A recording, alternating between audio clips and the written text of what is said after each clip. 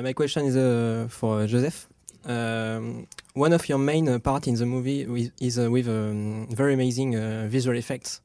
I would like know more information about this scene because it's very impressive to screen. Thank you. Yeah, there's the part in the movie where I assume you're talking about where the gravity goes all dreamy.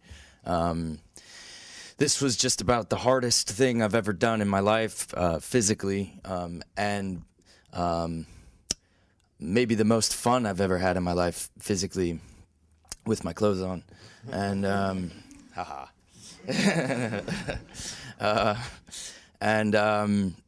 well, I could say so much, but one of the things that really gets me is that none of those effects were digital. You know, the fashion in Hollywood these days would be to put me in front of a green screen and make that entire thing happen with computers later, and I would have to be faking it. But one of the many things that I think works so well in Mr. Nolan's movies is he's really a stickler for making it feel real. As fantastic as it gets, he always wants it to be real. And so rather than doing it digitally, they came up with an entire slew of techniques to create this sequence.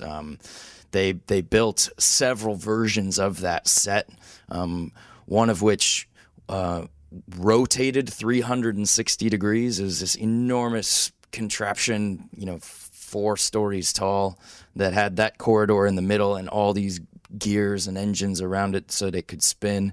They made another version of the set that was turned up over on its side so that the ceiling became the wall in this 10-story tower, and hung wires down and shot upwards with the cameras. And then they had the normal version of the set where they had other kind of smaller contraptions to harness me in and fly me around. And in the end, I think it succeeded in making it feel more real, because rather than just sort of pretending like I was off balance, I really was. The floor really was spinning out from under my feet and becoming the wall, and the ceiling was becoming that wall, and that wall was then becoming the floor. And so if you see me kind of off kilter, that's because I was.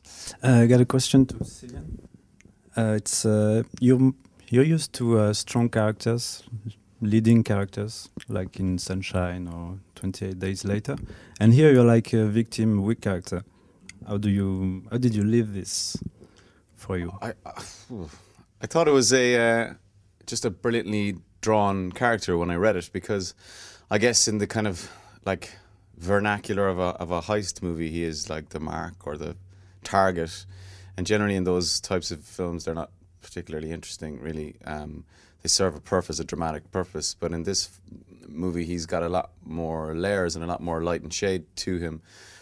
And I was fascinated by that sort of father-son relationship, which is obviously a universal one, and in this case is very complicated by the fact that his father is a hugely powerful individual, and he's a multi-billionaire sort of dude, and so the son has obviously lived in his shadow, and then by these guys coming in and messing with the character's head, he sort of by accident has this kind of catharsis with his dad, and that was very unusual, and that again is a tribute to Chris's writing, that it's very, Leo's obviously the hero of the movie, but it's an ensemble piece, and I think the great writing and ensemble writing is that you'd happily spend time with each of these characters individually on their own, and you'd be interested in their backstory and all of that. And so I was thrilled. It wasn't the type of character I played before, and I felt so privileged to work with all these guys and to work with Chris on a movie like this. So it was